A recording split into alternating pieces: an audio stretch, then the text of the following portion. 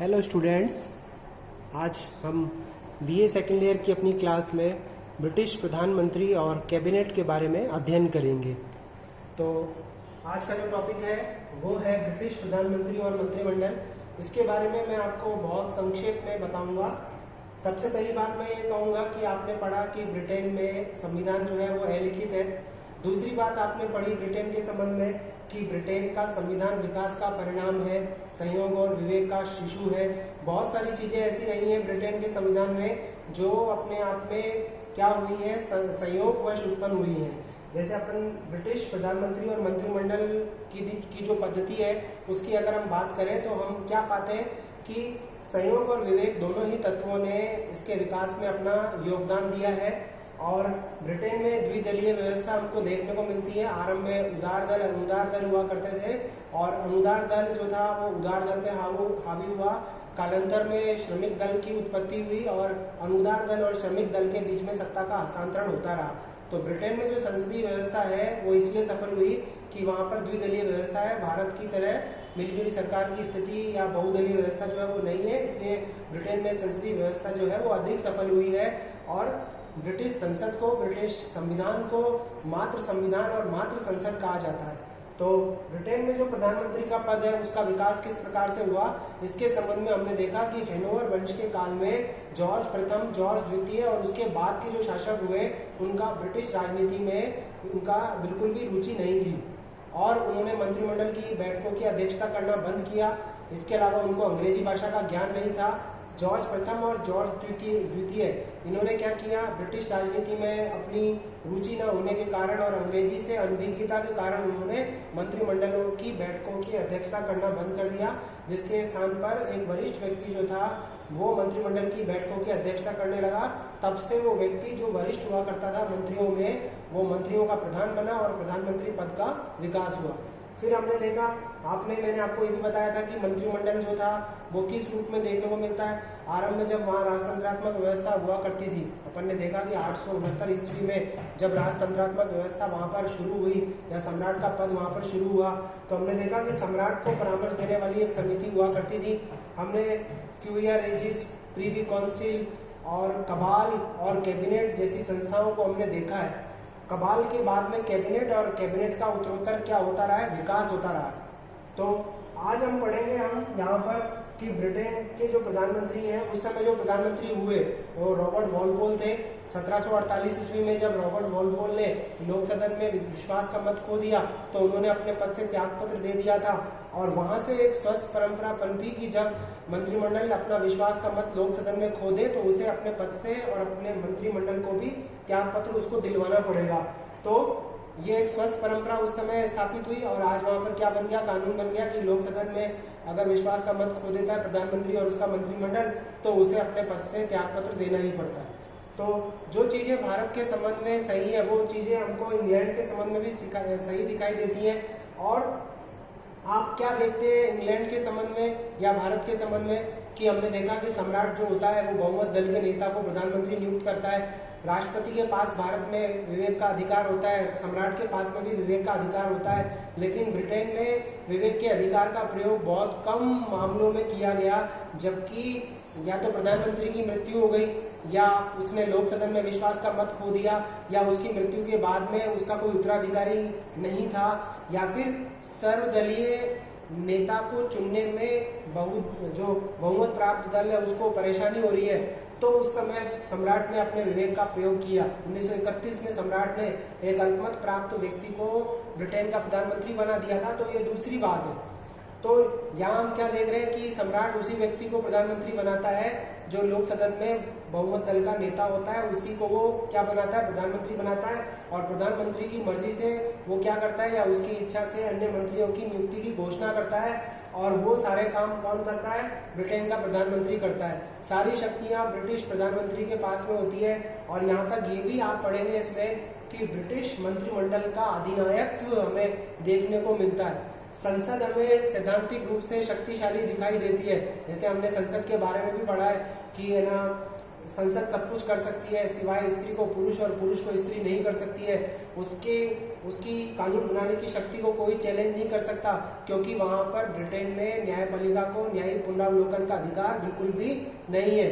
तो हम पाते हैं कि सैद्धांतिक रूप से ब्रिटिश संसद शक्तिशाली है, लेकिन आप थोड़ा सा ध्यान कीजिए कि संसदीय व्यवस्था एक ऐसी व्यवस्था होती है जिसको हम किस आधार पर परिभाषित करते हैं कि व्यवस्थापिका और कार्यपालिका में संबंध अगर है, मजबूत है और परस्पर उनके बीच में समन्वय है और कार्यपालिका व्यवस्थापिका में से ही बनती है, तो वहां पर फिर वास्तविक शक्ति जो है वो मंत्रिमंडल के पास में ही होती है। संसद तो केवल हाँ में हाँ मिलाने वाली संस्था बनकर रह जाती है। यह बात सही है कि विश्वास का मत खो देने पर मंत्रिमंडल को अपने पद से इस्तीफा देना पड़ता है, लेकिन प्रधानमंत्री के पास में एक विकल्प यह भी होता है कि अगर वो विश्वास का मत खो दे तो वो लोक सदन को भंग करने की सम्राट से सिफारिश कर दे, और एक बार तो सम्राट क्या कर देता है, लोक सदन को भंग कर देता है। तो शक्तिशाली कौन हो गया? संसद हो गई। और विधेयक, जितने भी विधेयकों के प्रारूप का निर्माण होता है उसका निर्माण करने वाले कौन होता है? नौकरशाही होती है, विधि विभाग की नौकरशाही होती है। विधि विभाग के मंत्री के नियंत्रण में जो नौकरशाही होती है वे विधेयकों के प्रारूप के निर्माण के संबंध में आवश्यक सामग्री, तथ्य, आंकड़े सब उपलब्ध करवाते हैं। तो संसद और फिर कोई मंत्री, सरकार का कोई मंत्री क्या करता है, उस विधेयक को प्रस्तुत करता है और संसद उसके ऊपर अपनी स्वीकृति दे देती है। और प्रधानमंत्री और मंत्रिमंडल जिस दल के होते हैं उसी दल का लोक सदन में बहुमत होता है और आसानी से प्रधानमंत्री की इच्छा से बना हुआ विधेयक जो है वो कानून का रूप ले लेता है। जब सम्राट उसके ऊपर हस्ताक्षर कर देता है तो वो कानून का रूप ले लेता है, लेकिन सम्राट के विरोध का भी कोई मतलब नहीं होता, क्योंकि 1707 ईस्वी में आखिरी बार ब्रिटिश सम्राट ने निषेधाधिकार का प्रयोग किया, उसके बाद किसी ने भी निषेधाधिकार का प्रयोग नहीं किया। तो ये कहा गया या ये कानून बन गया परंपरा के आधार पर कि ब्रिटेन का सम्राट जो है वो निषेधाधिकार का प्रयोग नहीं करेगा। तो आपको देखिए कि ऊपर से देखने पर तो ब्रिटेन की संसद जो है वो शक्तिशाली दिखाई देती है, लेकिन व्यवहार में ब्रिटिश प्रधानमंत्री और कैबिनेट ही शक्तिशाली होती है। तो एक आरंभिक पृष्ठभूमि आपके पास में हो गई। और प्रधानमंत्री कौन होगा, मंत्रिमंडल कैसे बनेगा, मंत्रियों की नियुक्ति कैसे होगी, प्रधानमंत्री क्या करता है, विभिन्न जो विभागों में कार्यों का बंटवारा करता है उनके बीच में वो समन्वय स्थापित करता है। प्रधानमंत्री का ही काम होता है कि वो मंत्रिमंडल में जो निर्णय लिए गए उनसे वो क्या करें, सम्राट को अवगत कराएं। सम्राट के पास में भी अपना एक मंत्री होता है जो जितने भी कार्य होते हैं कैबिनेट के द्वारा और जितनी भी खबरें प्रकाशित होती है संसद में, जो भी बहस होती है उसके ऊपर, उन सब से वो क्या करता है, अवगत कराता है सम्राट को। और कोई महत्वपूर्ण निर्णय लिया जाना होता है तो उससे पहले सम्राट को अवगत करवाया जाता है। सम्राट की अगर कोई आपत्ति होती है या उसको गलत लगता है तो वो चेतावनी भी देता है और अपनी तरफ से परामर्श भी देता है, और ना उसके परामर्श को मानना न मानना, उसकी चेतावनी को स्वीकार करना न करना प्रधानमंत्री और मंत्रिमंडल के ऊपर निर्भर करता है। तो आज हम देखते हैं इसके बाद में मंत्रिमंडल के जो कार्य हैं उसके बारे में हम पढ़ते हैं। यहाँ पर देखिए मंत्रिमंडल के जो कार्य हैं, कार्य और शक्तियां, कैबिनेट की कार्य और शक्तियां, कैबिनेट कार्य व शक्तियां कैबिनेट की। अब कौन कौन सी बताई गई है देखिए। पहली है राष्ट्रीय नीति का निर्धारण, राष्ट्रीय नीति निर्धारण।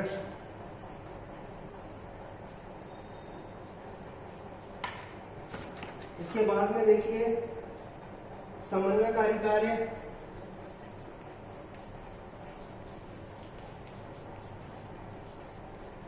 समन्वयकारी कार्य, व्यवस्थापन कार्य,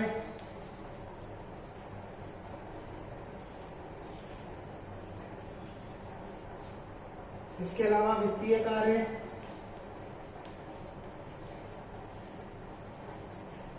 वित्तीय कार्य के अलावा अन्य कार्य। तो ये कैबिनेट के कार्य हैं या मंत्रिमंडल के कार्य और शक्तियां हैं। राष्ट्रीय नीति का निर्धारण आप सीधे तौर पर लिख सकते हैं कि ब्रिटेन का जो कैबिनेट है या जो मंत्रिमंडल है वो राष्ट्रीय नीतियों का निर्धारण करता है। मंत्रिमंडल का सबसे महत्वपूर्ण कार्य राष्ट्रीय नीति का निर्धारण करना है। मंत्रिमंडल यह निश्चित करता है कि आंतरिक क्षेत्र में प्रशासन के विभिन्न विभागों द्वारा और विदेशी क्षेत्र में दूसरे देशों के साथ संबंध के विषय में किस प्रकार की नीति अपनाई जाएगी। मतलब आंतरिक और बाहरी क्षेत्र में नीति का निर्धारण करने वाला कौन होता है? प्रधानमंत्री और उसका मंत्रिमंडल होता है। अंतर्राष्ट्रीय क्षेत्र में या बाहरी क्षेत्र में कौन से देशों के साथ व्यापार होगा या कौन से देशों के साथ सांस्कृतिक संबंध होंगे, कहाँ राजदूत नियुक्त किए जाएंगे, इस सब का निर्धारण करने वाला मंत्रिमंडल होता है। और इसके अलावा राष्ट्र के संबंध में कौन से काम किए जाएंगे विकास के लिए, कौन सी योजनाएं बनाई जाएंगी, कौन सी नीतियां बनाई जाएंगी, उन सब का निर्धारण कौन करता है? ब्रिटेन का प्रधानमंत्री और उसका मंत्रिमंडल। इसके बाद समन्वयकारी कार्य किसके द्वारा किया जाता है? प्रधानमंत्री के द्वारा। मैंने थोड़ी देर पहले आपसे कहा था कि प्रधानमंत्री क्या करता है? जब सम्राट प्रधानमंत्री के कहने से मंत्रिमंडल के मंत्रियों की नियुक्ति कर देता है और उनमें कार्यों के बंटवारे की औपचारिक घोषणा कर देता है, तो उसके बाद में प्रधानमंत्री क्या करता है? विभिन्न विभागों के बीच में समन्वयकारी कार्य करता है। एक विभाग का दूसरे विभाग से कार्य जरूर पड़ता है, एक विभाग दूसरे विभाग को सरकारी कार्य में मदद देता है या आंकड़े उसको जुटा कर देता है या तथ्य उपलब्ध करवाता है, तो उनके बीच में समन्वय स्थापित करने का काम प्रधानमंत्री के द्वारा किया जाता है। प्रधानमंत्री ही विभिन्न विभागों के कार्यों की जांच करते हैं और विभिन्न विभागों के बीच में समन्वय स्थापित करने का काम करते हैं। वरना अगर सरकारी विभागों के बीच में अगर तालमेल ना हो तो शासन का संचालन करना असंभव हो जाएगा। इसके बाद व्यवस्थापन संबंधी कार्य, मतलब जो कानून निर्माण का जो कार्य होता है, ऊपर से देखने पर तो ये लगता है कि संसद करती है, लेकिन वास्तव में ये कार्य किसके द्वारा किया जाता है? प्रधानमंत्री और मंत्रिमंडल द्वारा किया जाता है। विधि विभाग की जो नौकरशाही है वो क्या करती है? आंकड़े, तथ्य, सूचनाएं वो उपलब्ध करवाती है, आंकड़ों का संग्रहण करती है और उसके आधार पर फिर जिन भी विषयों पर कानून बनाने की आवश्यकता होती है, पहले उनके लिए क्या किया जाता है? मंत्रियों के द्वारा प्रारूप तैयार किए जाते हैं और इन प्रारूपों को बनाने में विधि विभाग की नौकरशाही जो है ब्रिटेन में उनकी मदद देती है।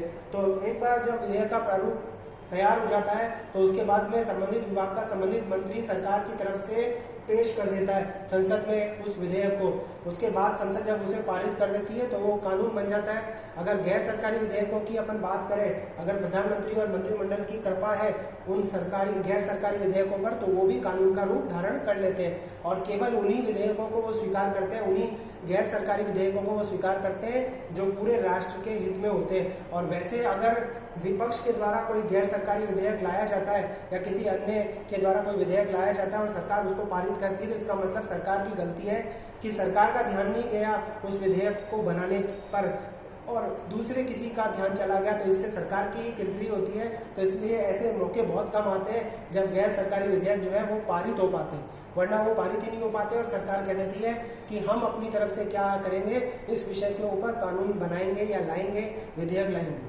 ठीक है। इसके बाद में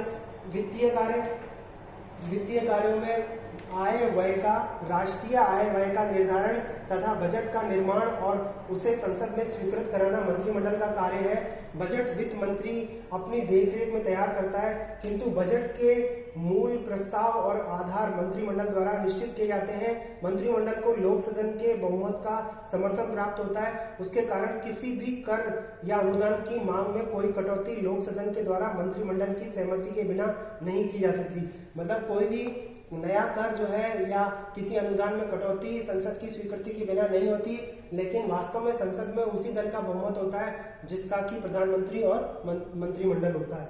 तो ये वित्तीय कार्य है। जबकि अन्य कार्यों में अगर हम देखें तो अन्य कार्यों में उपाधियों का जो वितरण होता है सम्राट के द्वारा, उन उपाधियों के वितरण पर भी मंत्रिमंडल की सलाह जो है वो काम करती है।